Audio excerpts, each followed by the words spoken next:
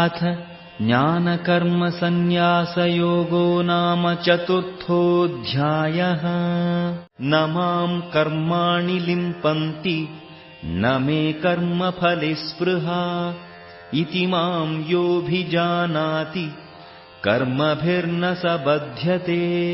न मां कर्माणि लिम्पन्ति न मे कर्मफले स्पृहा इति मां योऽभिजानाति कर्मभिर्न स बध्यते।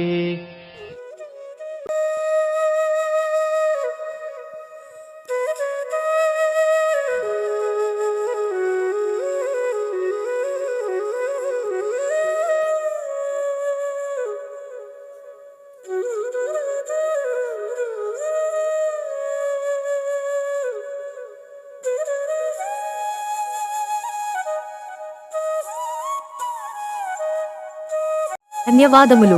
మన ఈ సనాతన హిందువు యూట్యూబ్ ఛానల్ రోజు ఒక భగవద్గీత శ్లోకం నేర్చుకుందాం అనే సిరీస్ ను మీరందరూ ఆదరించి సనాతన హిందువు ఛానల్ ను సబ్స్క్రైబ్ మరియు షేర్ చేస్తారని మనవి.